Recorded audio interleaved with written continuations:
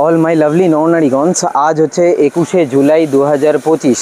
যেমনটা তোমরা last short ভিডিওতে দেখেছো যে আমি বেরিয়েছিলাম রাইডে, এবং সেই রাইডটা ছিল হচ্ছে পরেশনাথ হিলের উদ্দেশ্যে।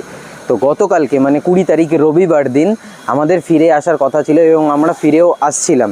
তো হঠাৎ করে একটা ছোট্ট ইনসিডেন্ট হয়। সেটা হয় হচ্ছে আমার সাথে নয়, আমার যে রাইডার কম্প্যানিয়ন রয়েছে নীলের সাথে। তো নীলের ইঞ্জিনটা হঠাৎ করে বন্ধ হয়ে যায় জার্ক দিয়ে।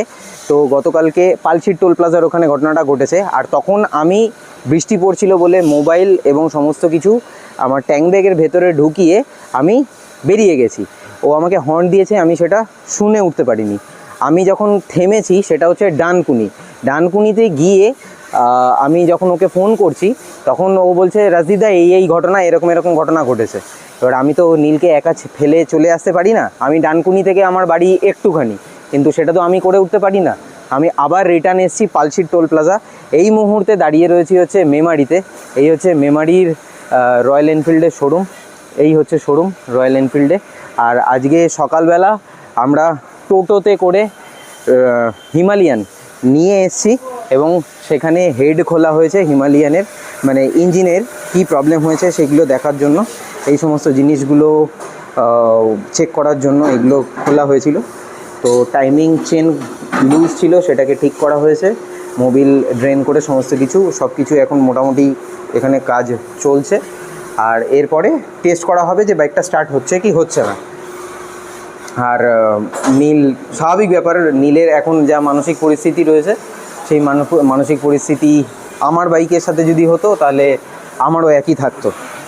তো অ্যাজ এ কো রাইডার আমি নীলের পাশে রয়েছি এখনও অবধি টিল নাও। আশা করছি এই মুহূর্তে যা পরিস্থিতি হয়ে রয়েছে সেটা থেকে ধীরে ধীরে বেরিয়ে আমরা কলকাতা অবধি পৌঁছাতে পারবো।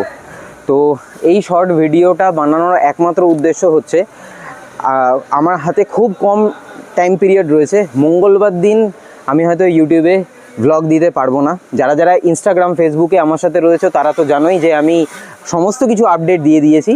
তো সেখানে ইনস্টাগ্রামে সমস্ত কিছু দেওয়া রয়েছে, বাট ইউটিউবের জন্য একটা শর্ট ভিডিও করে রাখলাম যে আমার ভ্লগ আসতে, এই যে সিরিজ যেটা আসবে সেই সিরিজটা আসতে একটু লেট হবে, কারণ আমার মোবাইলটাও বৃষ্টিতে ভিজেছে এবং সেই স্ক্রিনটাও কিন্তু ড্যামেজ হয়েছে। সো এই হচ্ছে ব্যাপার, আপডেট দিয়ে দিলাম। একটু অপেক্ষায় থেকো, কারণ পরিস্থিতি আমাদের অনুকূলে নয়, প্রতিকূলে চলছে। আগে প্রতিকূলে আসুক, সমস্ত কিছু ঠিক হোক, তারপরে আস্তে আস্তে ধীরে ধীরে ভ্লগসও আসবে এবং যাবতীয় আপডেট তোমরা সমস্ত কিছু জানতে পারবে। ওকে, থ্যাংক ইউ সো মাচ।